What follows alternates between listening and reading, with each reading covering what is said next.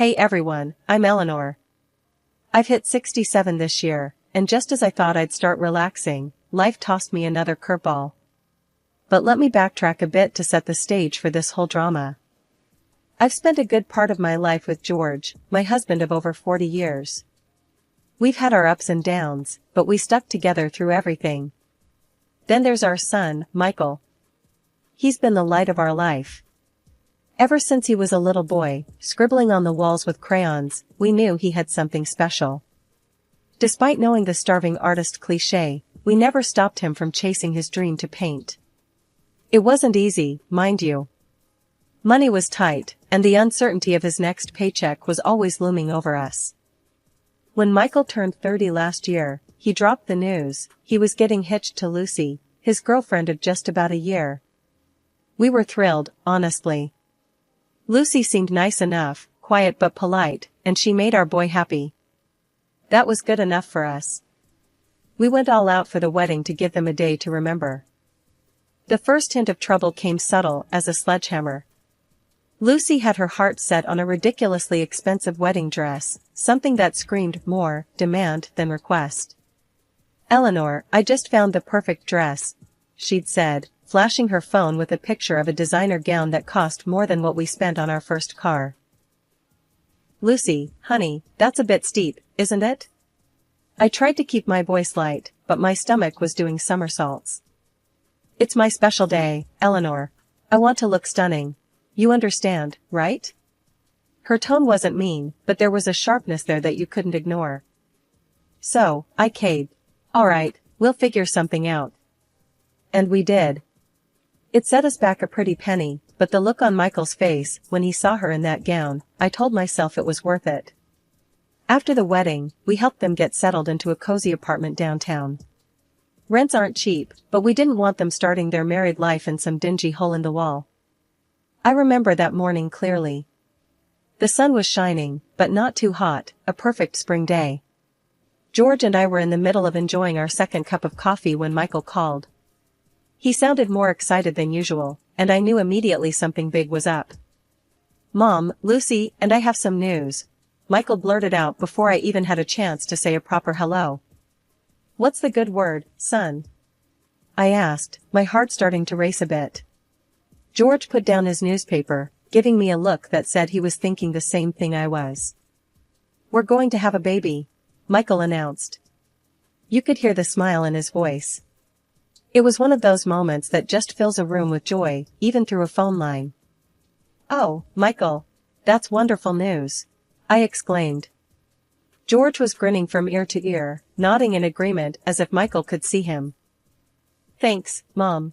We wanted you to know first. We're telling Lucy's parents tonight." I turned to George, mouthing, "We're going to be grandparents." And he just chuckled, shaking his head in happy disbelief. That afternoon, I decided to visit Michael and Lucy to congratulate them in person and maybe talk about how we could help out. When I got there, Lucy was sitting on the couch, looking a bit pale but happy. "Congratulations, dear," I said, giving her a gentle hug. "You okay? You look a bit tired." "Thanks, Eleanor. Yeah, just a bit of morning sickness, nothing major," Lucy replied, managing a small smile. "That's normal, honey. Anything you need, just let me know," I offered, feeling that rush of excitement about being a grandma. "Actually, since you mentioned it," Lucy started, hesitating a bit. "I was wondering if you could help out around here sometimes? With the baby coming, things are going to get a bit hectic."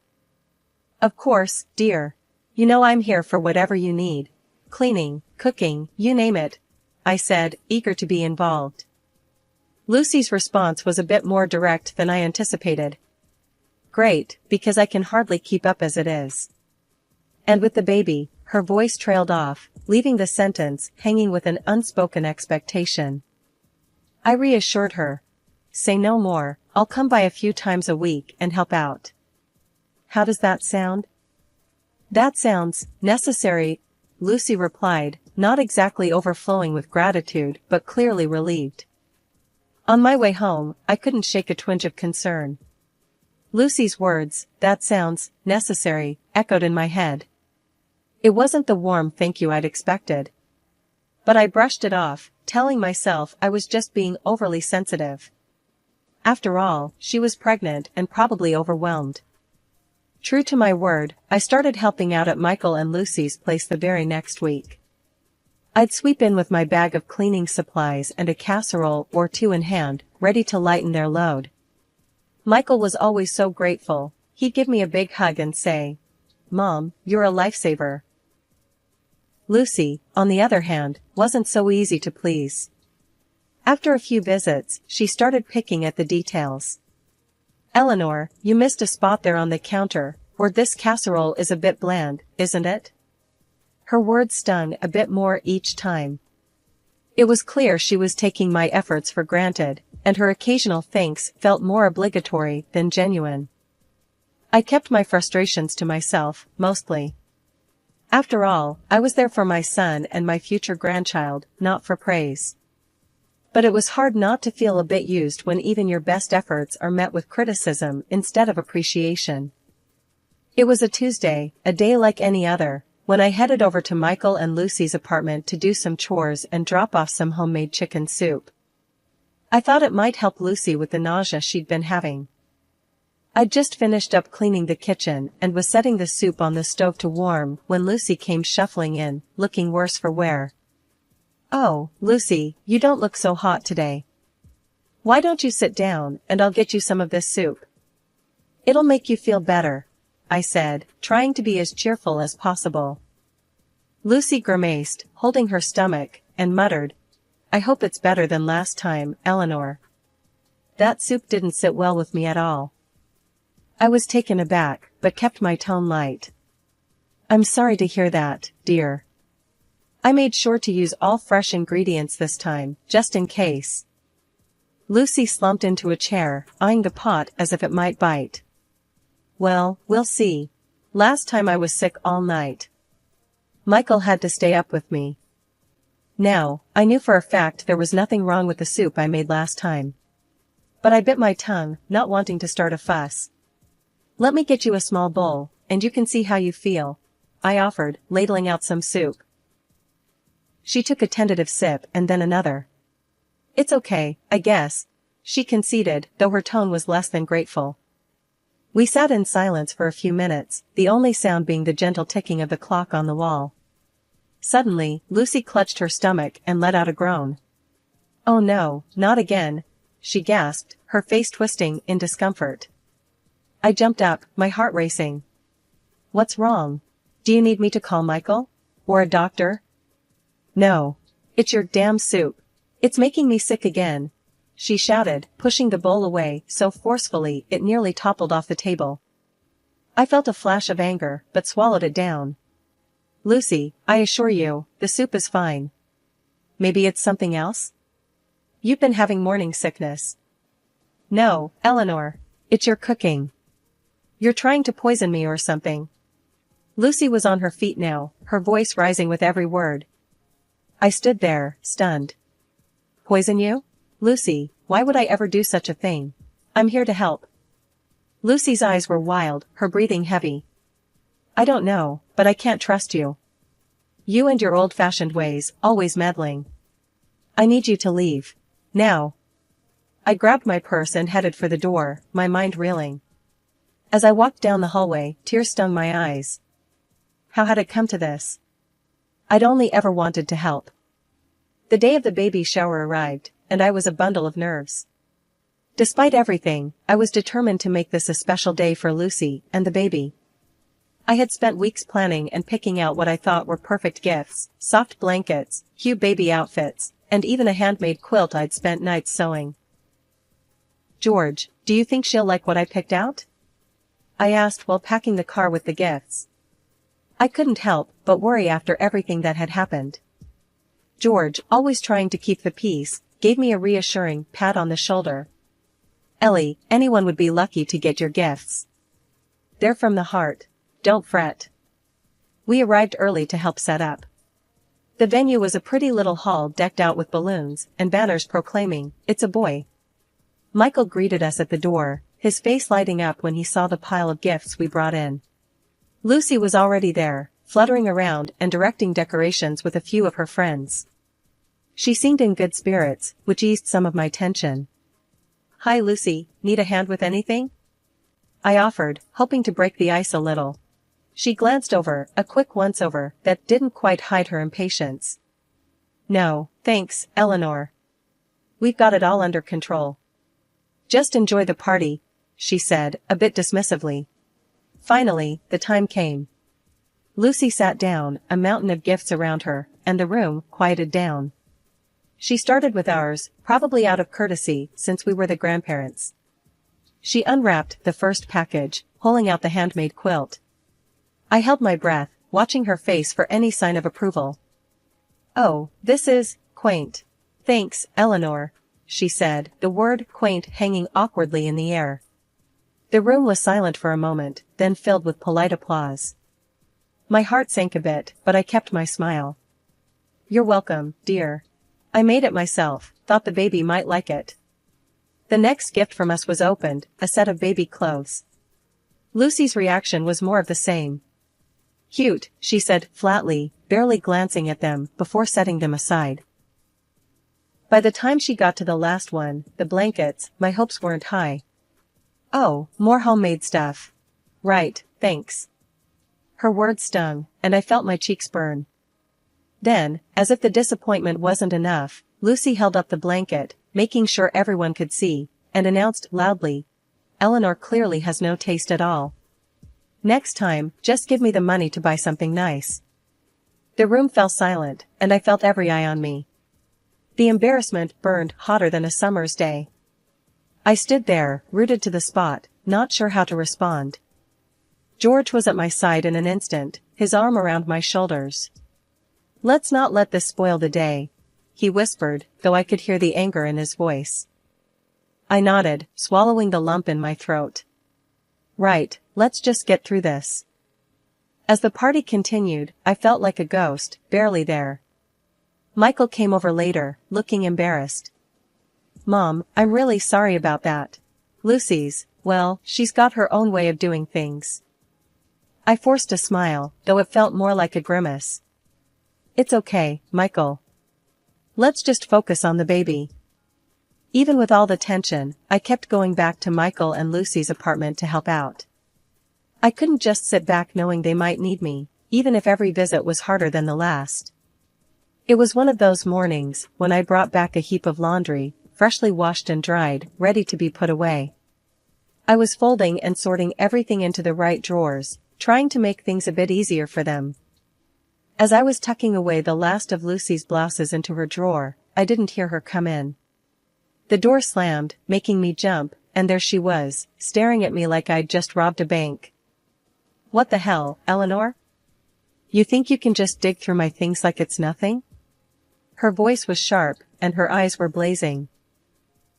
I put the blouse down slowly, feeling the heat rise in my cheeks. "Lucy, I was just putting away the laundry. I thought I was helping." "Helping? By snooping around my personal stuff? That's not helping, that's crossing the line." She was shouting now, and I could hear the anger boiling over. I tried to keep calm, though it was getting harder. "I wasn't snooping, Lucy. I swear.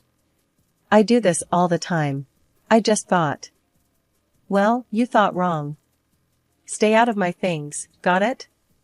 She cut me off, her words slicing through the little piece we had left. I backed off after that.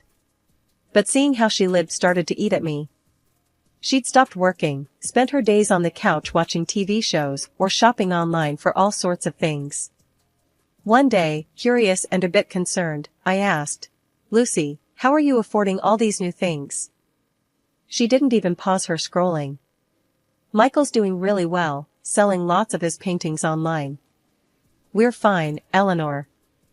"That's good to hear, but maybe think about saving some of that. For the baby's education or something?" Lucy laughed, a harsh sound that filled the room. "His education? Please, that's your family's issue. Michael's making good money because he's talented, not because of anything else. You guys owe me, big time, especially since I'm carrying your heir. Walking out of there that day, I felt heavier than I had in a long time. The drive home was a blur of green lights and honking cars, but I couldn't shake Lucy's words. When I got home, George could tell something was wrong. "What happened, Ellie?" he asked, concerned. I shook my head, weary to the bone. "It's Lucy. She thinks we owe her for having the baby. Like it's some kind of business transaction." George's face hardened, and he took my hand. "That's nonsense, Ellie. You know that, right? We don't owe her anything." I nodded, trying to muster a smile. "I know, but it doesn't feel great hearing that from your daughter-in-law." After the baby was born, I thought maybe things would start to look up, that maybe Lucy would settle into motherhood once she held her son. But it just didn't turn out that way. Lucy seemed more irritable than ever and didn't bother hiding it from anyone, not even me. One morning, not long after the baby came home, Lucy showed up at my doorstep, unannounced, with the baby in his carrier. "Eleanor, I need to catch up on some sleep. Can you watch him today? Maybe your place is quieter," she said, her voice edged with exhaustion. I was worried but agreed. "Of course, Lucy. Go get some rest. We'll be fine here." I thought maybe it was just new mother fatigue, but it became a pattern. Lucy would drop off her son at the slightest excuse, saying she needed to meet friends or just to have some me time. And when she was with him, it was as if she couldn't bear the responsibility. More than once, I arrived at their apartment to find the baby crying in the next room while Lucy lay on the couch, absorbed in some show, completely tuning him out. One day, the reality of the situation hit me harder than ever. I walked in as usual and heard the baby crying. I hurried to his room and what I saw stopped me dead.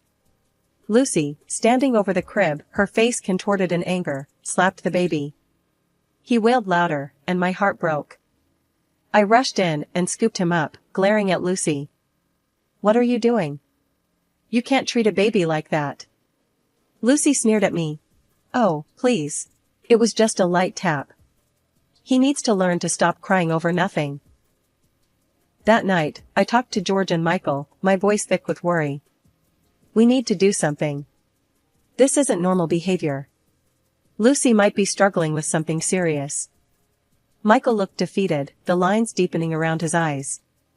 "I know, Mom. I thought it was just stress, but this is too much." We decided together that Lucy needed professional help. We even found a psychologist and made an appointment, but Lucy refused to go. She claimed she was perfectly healthy and accused me of trying to turn Michael and the family against her. "It's nothing personal, Lucy," I tried to explain one last time over the phone. "We're worried about you, and we just want what's best for you and the baby." Her voice was cold, clipped. "I told you, I'm fine. This is just you, Eleanor, always finding fault where there is none. You can't stand that I don't need your constant meddling." I was at a loss, feeling more alone in this fight than ever. I hung up the phone, my heart heavy. How do you help someone who doesn't want to be helped? How do you protect a child from his own mother's indifference? I needed to have a serious talk with Lucy. I knew it wasn't going to be an easy talk. After everything that had happened, things had reached a boiling point. I took a deep breath, prepared my phone to record the conversation, not to spy, but just in case I needed to remember what was said, or if things took a turn for the worse. "Lucy, we need to have a serious talk," I started, my voice steady. "It's about your responsibility as a mother and how you're handling things."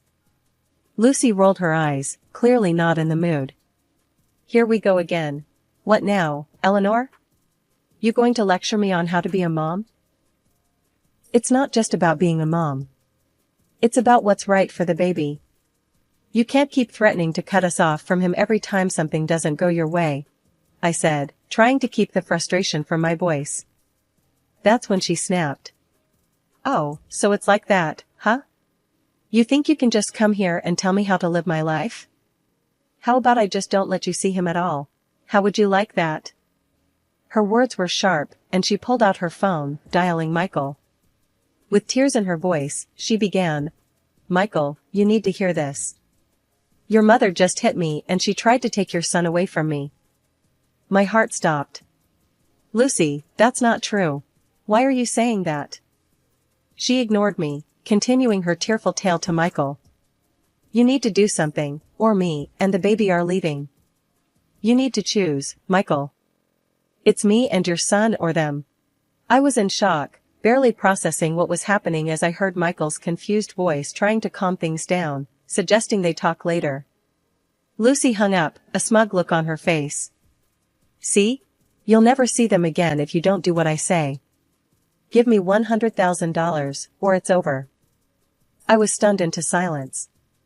This wasn't just a threat, it was outright blackmail. Before I could gather my thoughts, the baby started crying from the other room. Instead of tending to him, Lucy shouted at him to shut up and refused to change his diaper. That was it. The last straw. I couldn't take it anymore. This is wrong, Lucy. You can't do this. It's not right, I said, my voice quivering with anger and despair. Oh, just shut up and leave if you don't want to help, she snapped back. I left the apartment, my heart breaking with every step. What had just happened? How had things gotten so out of control? That evening, the phone rang. It was Michael, his voice heavy with sadness. Mom, I'm so sorry, but Lucy's made up her mind. She says it's best if you don't come around anymore. I don't know what else to do. In the background, I could hear Lucy's angry shouts, declaring they were cutting all ties with us. It felt like a nightmare. I hung up the phone, numb.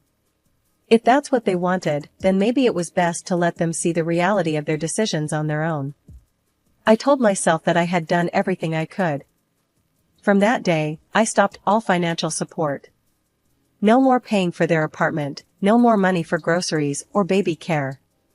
It was one of the hardest decisions I've ever had to make, but I needed them to face the consequences of their actions without us to fall back on. 2 months of silence had passed before Michael and Lucy unexpectedly showed up at my doorstep. The look on their faces was grim, and Lucy didn't waste any time. As soon as I opened the door, she demanded, "You need to start paying the apartment rent again. Michael's paintings aren't selling, and we're in trouble." Once we were all seated, with George beside me for support, I addressed them both firmly. We're not going to continue paying for your apartment. You both decided to cut ties, remember? Lucy looked shocked, perhaps not expecting this stance. Michael's eyes were downcast, he seemed embarrassed. And there's more, I continued, feeling a mix of anger and relief at finally speaking my mind. I've been managing the online sales of Michael's paintings. I'm stopping that as well. It's time for you both to take full responsibility. Lucy's face hardened. You can't do this to us. We have nothing without your help. That was your choice when you decided to push us away, I replied. Also, I'm going to seek legal advice about the custody of my grandson. Your behavior has been completely out of line, Lucy. That's when I turned on the recording on my phone that captured one of our last conversations, where Lucy had demanded $100,000 from me. I played it aloud.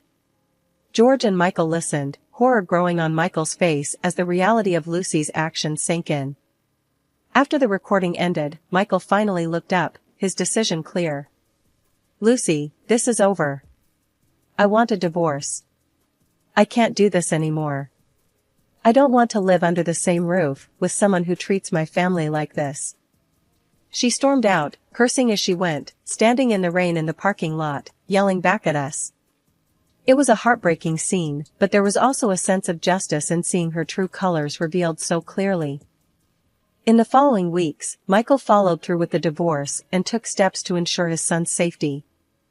Lucy was eventually deprived of her parental rights due to her unstable behavior, and she moved to another city.